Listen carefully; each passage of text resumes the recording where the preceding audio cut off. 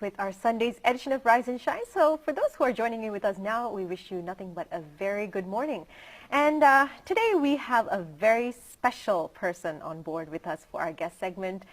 She's very beautiful, multi-talented. She does a lot of things, but she's actually on a tagline basis. She's known to be one of the amazing, commended former rowing champions, female rowing champions, national rowing champions. And on the side, she does a lot of other things like dancing and, kayaking. She did water polo, and, there's a lot going on with her. So I'm not going to even spoil it anymore. We're just going to give a nice introduction to her, and this is Samaakhya Gajanayake. Good morning, Hirshi. Good morning, and we're super excited to have you on our show. Ishan, I know that you have so many questions to ask her, so you can just definitely start off. Yeah, just to start off, Samaakhya, just to go back in time, because now you have achieved quite a lot when it comes to rowing and, say, water polo and all of that you have done. But let's go back in time when you started schooling. What made you so interested in water sports? I don't think I really chose water sports as per se. I think my parents just encouraged me to do anything other than just studying. So I actually did a lot of sports. I tried a lot of things, but I think I ended up with two sports which happened to be aquatic sports. But on the other side, I have done other things as well. Like I've done athletics, I've thrown the javelin, I have run the 5 kilometers, but not on a very serious scale compared to the other two sports. Interesting. All right. So when did you really get your hands into this and wanting to pursue of maybe go up to school ranks and maybe represent the country? When do you get serious about it? I don't think I actually thought I'm going to get serious. I think it just happened to come. As I started to enjoy each sport, I think I ended up giving more time and energy for it, which eventually helped me. But I think the moment that really triggered was probably when I was 13, 14, because I actually started rowing when I was quite small.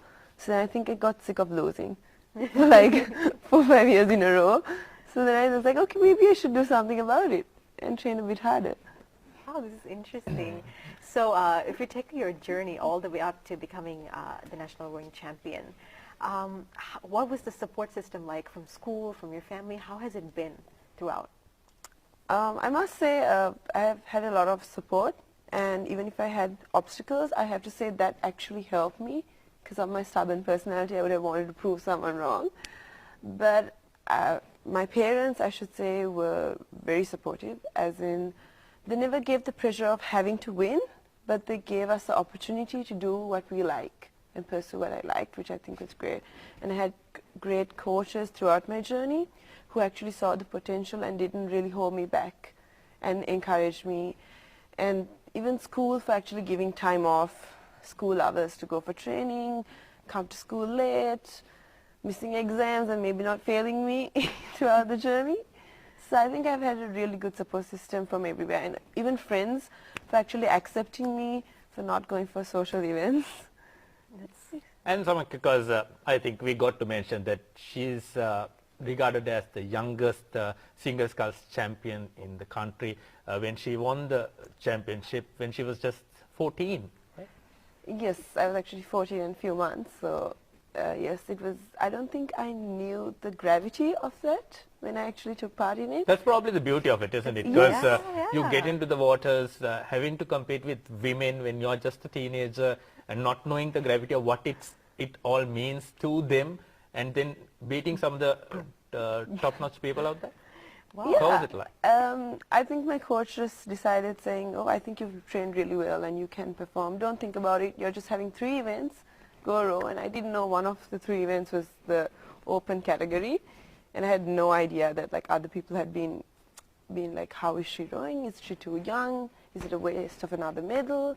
I had no idea. And I think that's what really helps someone perform. Because if you are unaware of how hard the competition is, it's actually easier. I think which is harder is if you win to keep winning, or if you win and lose to come back from losing. I think that is actually tougher than getting one-off win. All right. So being a champion at 14 and having to do it for a few more years, because you've been rowing for few years Yeah. afterwards for about 5-6 years. So how was it like being champion and having to go back and keep at it for such a period of time?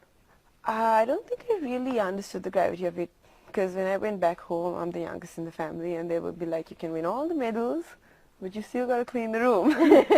So you're no champion at home. It would be like that. So I really didn't realize it until you take a step back and you start actually listening to people and realizing people actually want to watch your race, and then you realize, oh my God, is it that important? Because I wasn't really doing it for the victory, even though you want it. It's more of the enjoyment of the moment of when you're in the boat or when I'm in the pool, supporting your friend in the pool. That's what really motivates me, rather than the actual medal. It's just a way of confirming that something you've done, but not really the best part. The journey is more important. The experience and that moment itself, isn't it? And with that, I want to also kind of dive into the water polo area as well. So how old were you when you started water polo? Actually, I would have been about 14, 15 when I started water polo, and I think I just started it because the captain at that time was like, do you like to get into a pool? And I was like unaware of what this sport was. I was like, yeah, sure, let's just get into the pool. Interesting, interesting. And then I realized it wasn't that fun. It is You have to go and train. And if you go down the memory lane, Yeah. it could be either in water polo. Wait, let's take water polo first. What are the most unforgettable memories you have with your team? Oh, I think it's really hard to choose a specific memory, but I must say the most valuable thing that I've taken out of water polo is, more than the sport, is the individuals in my team, including the people I would have disagreed with and the people I really loved. Because I did two sports, and rowing was very individual and water polo was a team sport. So water polo gave me the idea of learning to deal with people, whether you like them or not, learning to control your emotions in a situation when you're under pressure, because what you do at that moment can affect someone else, and you need to put the team's goals and the team's vision ahead of yours and your emotions at that point. And I think that's what really gave me to my life out of water polo, and that's the most memorable thing for me. You ever Wow. got smacked on the face? Not on the face, but probably on the chest. I mean, from the ball, yes, because I was a goalie. Yeah. She was the goalie of the Yeah. team. Probably everywhere above my hip, I've got hammered really hard. There are times where it just hit me and I've been like dizzy, and like the chief players would laugh at me and be like, recover really fast. Oh, wow. But going up the ranks, because you represented the country at junior level, so were you the goalkeeper of the national Yes, junior I squad as was. well? And regarding that, I think I really need to thank my coaches and my teammate, one of my best friends, because one tour I remember, it was, usually they take two goalies, but that specific tour they took only one goalie, and the person they dropped off was one of my really good best friends. And I must say the ability to perform or be in that team helped with the support that my best friend gave. Because I remember it was very awkward for me, because I was like, how do I face this situation? Because I've taken a position of my friend. And usually in the school team, we would play half-half and one would be on the bench. So it's not as bad as leaving one in the country. So it was really nice, because the next day at training, she was like, oh, look here, I won't be there. So you need to stay calm. These are your mistakes. Try and work on these. And it was really nice to have a support system like that. I mean, definitely the coaches, teachers, family gave, but just to know a friend doing that as well, when they didn't hold me back just because I got something. So I think that really helped. That's me. true. But more than water polo, I think rowing is where you excelled most, and Definitely, you yes. got into Asian rankings and all Yes, of that. So yes. talk us through about that. So I first represented the country in rowing actually after water polo. And I think the first few years what was tough was we would have been given 2-3 months before we had to actually represent the country, because I think our nation doesn't have enough funding in actually most sports other than for like cricket or rugby to actually give us a system to like train us full time. So what was really difficult when we represent the country, at least from my perspective, was that I do not represent any of the forces. So it is not my career as per se. So actually balancing everything was the toughest, to actually go to school, or I actually represented last in 2017 as well, then go to uni or go to work and still have the adequate training. But I think all of those helped me a lot, as in it gave you a distraction, so you don't feel the pressure as well of representing the country. And I think, yeah, it was really nice. It's a nice experience. And also kind of maintaining your physique, and that, to give out that optimum performance, you need to make certain lifestyle adjustments as well. So what are the restrictions you had in terms of exercise, dieting, or in terms of going out with your friends? When you're young and you're at that prime age of life, it's like, I cannot go out today. I have training tomorrow. I cannot eat that. I cannot drink that. So what are the challenges and what are the restrictions you had, and what's your lifestyle like in order to give out the optimum performance in any of these sports, basically? I mean, I think I had a really weird lifestyle compared to a normal person. A lot of my friends would think I'm crazy, but still accept me. They didn't understand, but they just accepted me. Because, I mean, I think I would sleep by 9:30, 10 when I was actually training really hard. I would not eat unhealthy food. And in 2017, I rode for the lightweight single scull. So I had to maintain my weight. So they weigh you before your race. And if you are above 58 kilos, you're disqualified. Right? Not that I was heavy at that time, because I did a lot of training, but then that pressure of having to be that weight, and imagine even if you perform to be disqualified just because you're a milligram extra or something. Wow. That's a lot of pressure. So that specific time, I found it really a bit pressurizing to keep my weight, but I still didn't cut down on starch or anything, because it's a balance of your training. I used to train about 14 sessions a week, so you have to have the energy to train the 14 sessions, but you cannot have that excess fat. Every weight should mostly be like muscle and should help you move the boat faster. So I had to really look at what I ate and drank, so I cut down on fizzy drinks, anything unhealthy. And like sometimes it doesn't taste good, so I would have to like close my eyes and be like, okay, I'm going to eat this. This is going to help me win that race.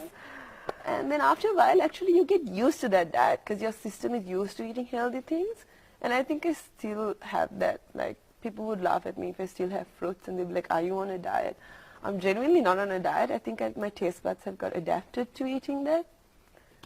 So I had like sleeping early, eating your diets, and commitments, right? You have to make decisions where you can't go on a family trip because you have to weigh the pros and cons. Is it that temporary happiness of going on a trip, or actually working hard? Because I think 70% of a race or anything is not won on the field. It's won during the training. During the training. And it might not be the physical training aspect, because sometimes we'd say don't drink fizzy drinks. Not that having a fizzy drink will actually make you lose a race. It's actually the mental ability to say no to something and to increase your mental strength, because that will help you during a race, your willpower to keep holding on. It's like you're disciplining your mind just like your body. That's very true, something that a lot of sports people talk about.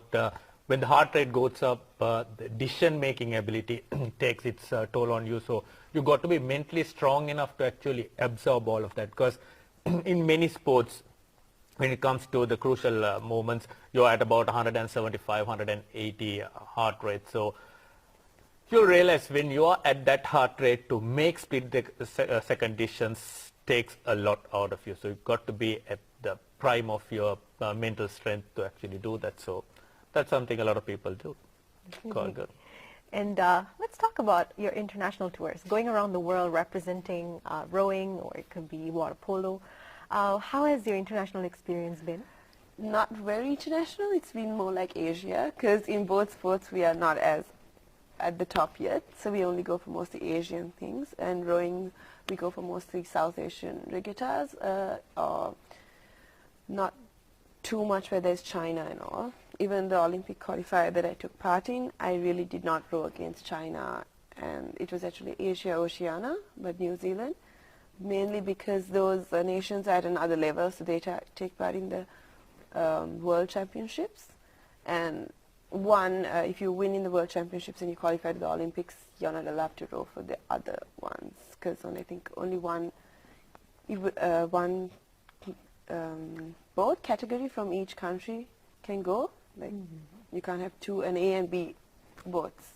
Okay. Right? So I've not really faced that level, but still the Asia level is quite tough for us because I think the sports could improve much more, but we are still in the process of improving. Like one good example would be, yes, I think it's great that I won when I was 14, but that it also shows that the level of the sport wouldn't have been as high as it is now if a 14-year-old could beat older The best in person. the country, Yeah. more or less. So I think the standard is improving because now the best is much older. But I think we have a long way to go. That's true, because the sport that we have spoken about, rowing in particular, has grown quite a lot over the last couple of decades or so, and especially with Skulls 8s coming now into rowing is quite nice to see, because not something Sri Lanka has seen up until about 2015, so hopefully the sport will grow. So apart from that, so we are into the last couple of minutes on the show, what are you up to and what's your future aspirations? Oh, well, that's quite a deep, I don't know how to say what I'm going to do in the future, but I can tell you what I'm doing right now. So I'm currently actually still studying. I'm in my third year, last semester hopefully, doing a bachelor's in international business and marketing. And I'm currently a personal trainer. So I do work as a personal trainer, and I'm studying, and I'm coaching the Colombo Rowing Club junior team as well. And on the side, I'm not rowing as seriously as I did. I stopped that in 2018 actually, after my last nationals in 2018. But I'm also rowing for the club team on the side as more of a leisure activity and for the club team currently. Interesting. And also, before we wrap up, though, I'm really curious about your other talents like singing. I heard you're a really good singer. No, I'm not. We I actually sing wanted to save get a singer myself. on the show. But Yeah, would you mind singing Where's for that us? mic? No, I really suck at singing, but I do dance on the side. Talk a little bit I about actually dancing. did ballet as a kid. As I said, my parents sent me for Wow. anything other than just study. So I did ballet up until like grade 7, and then I took part in a few talent search and competitions, which I have won here and there. And also about Shakespeare, about your Yes. performance. So actually, my siblings, I'm the youngest in the family, and my siblings are, one of my sisters is I think she's really good at acting, and she used to act, so she used to drag me along, so I used to take part in the school Shakespeare competitions and drama comp, which we have won. And I've been a workshop player, and I've done dramas, but those were all, I had to stop all of those other activities, actually, because I had to choose and choose what I needed, make priorities, make decisions in life, and I think I chose the two sports, water polo and rowing. Over. Definitely. And to our knowledge, we know that there are so many people out there who look up to you, right? So as a final message, what can you tell to all the aspiring youngsters out there, despite what they're doing? It could be a sport, it could be an art, but what can you tell them? I think mindset really matters. That's the most important thing, because if you don't have the willpower or the right mindset, you can't really do anything. Because if you're going to be negative, negativity will come to you. If you be positive, you will overcome whatever you're going through, and that will help you. Wow. Something to keep in mind, and got to thank Samaakhya Gajanayake for being Thank with you so us. much for joining with us. So much that we have shared with her, and she's shared with all of you with what she has done over the last decade or so with regards to rowing, water polo, and everything else, drama, singing. We'll get more about that now once we're done with the show. It's time for Hiroshi and I to say goodbyes on Sunday's edition of Rise and Shine. See you same time, same place tomorrow as well. Bye-bye Take care. from us.